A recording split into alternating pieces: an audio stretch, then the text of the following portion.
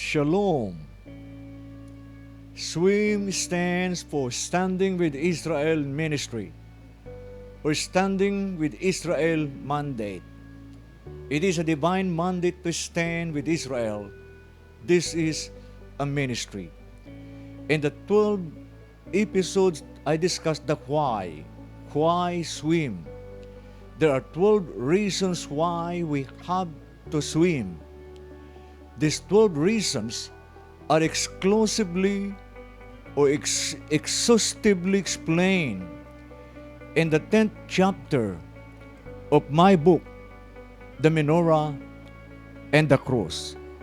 But in this episode, I focus on how to swim.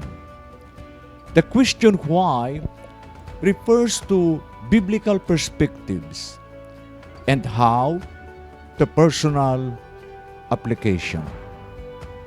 Philippines played a critical role in the history of Israel from the time of the Holocaust up to the creation of the State of Israel. Philippines saves and supports Israel.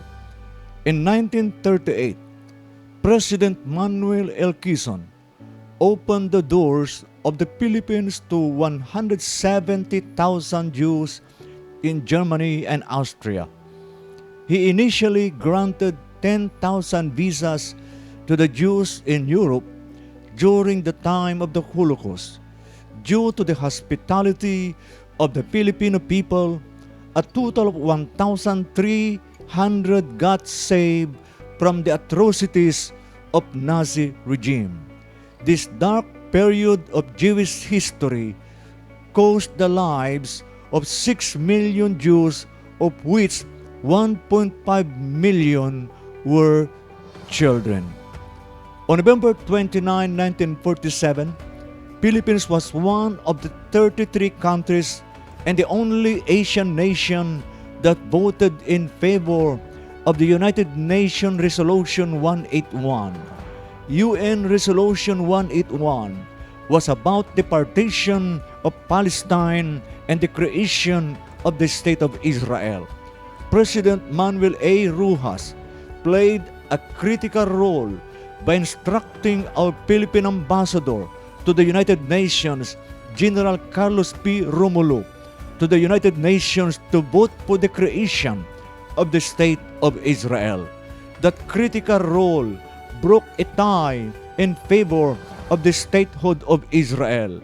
Had it not been of that vote that broke a tie, Israel should have not been created as a sovereign state. In honor to what Philippines did to the Jewish people, Israel erected a monument called Open Doors at the Memorial Park and Rishon LeZion near Tel Aviv. Why is it the monument has 3 doors? The 3 doors of the monument symbolize the hospitality and friendship of Philippines to Israel.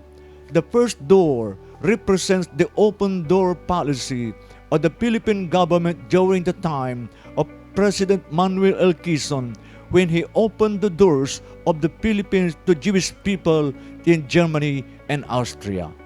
The second door represents the crucial vote of the Philippines in favor of the creation of the statehood of Israel during the time of President Manuel A. Rojas.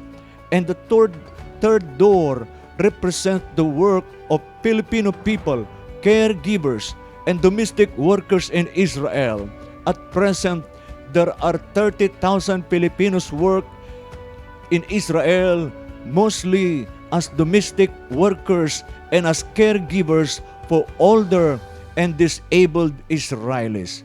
Was it a coincidence or divine providence that the names of these 2 presidents were Manuel? Do you know that there's no such thing as coincidence in Hebrew language? Do you know that Manuel is the shortest form of Emmanuel, which means God with us? This might substantiate God's providential hand in Israel's history.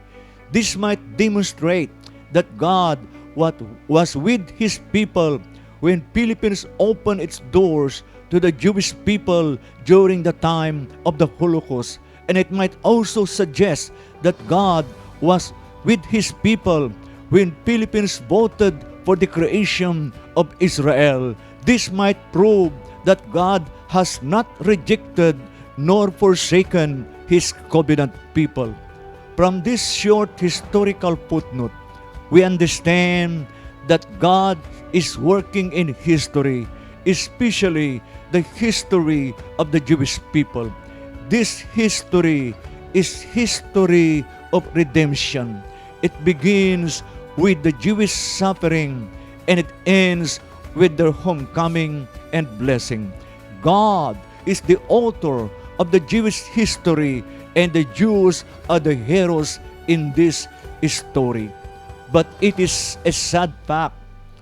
On May 27, 2021, Philippines was one of the 24 countries that voted in favor of the motion proposed by Palestine administration and Pakistan of the formation of investigatory body against the crimes, war crimes of Israel or crimes against humanity in Gaza. 9 voted against the motion and 14 abstained. No European countries voted in favor of the motion. What is wrong against this motion? Israel, which is the most humanitarian and honest race and the only democratic country in the Middle East, is singled out. United Nations is favoring, justifying Hamas, a terrorist organization, and this investigatory body might become permanent. Nonetheless, Philippine vote does not represent most Filipinos, more lovers of Israel than those who are against Israel. How are we going to stand in solidarity with Israel?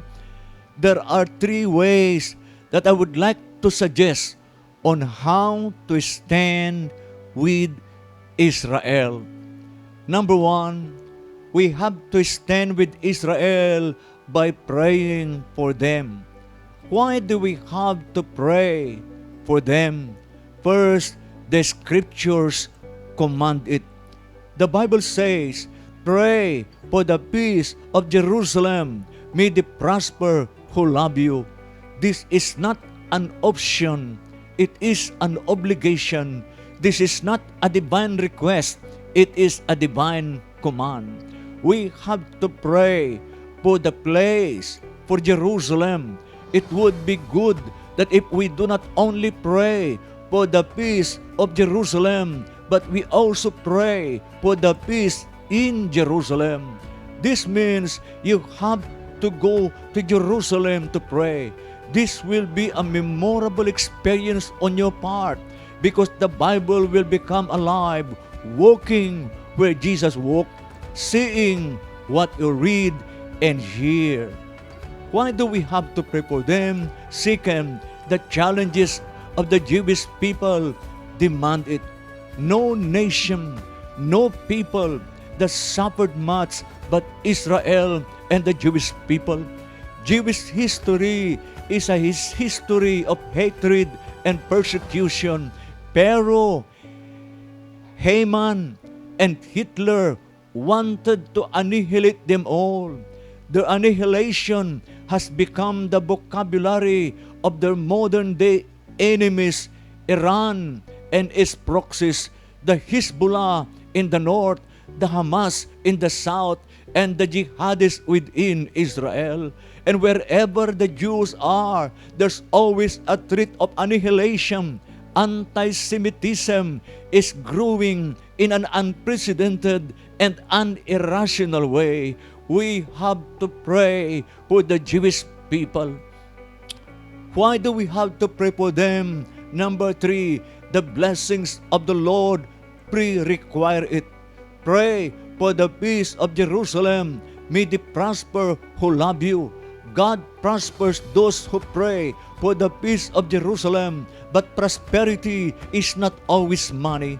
The Lord has promised, I will bless those who bless you, and whoever curses you, I will curse, and all peoples on earth will be blessed through you. His blessings can be physical, material, financial, emotional, and spiritual. Faithful is He who makes the promises, and He will do it. Would you stand for them? Would you pray for the Jewish people? The Lord bless you.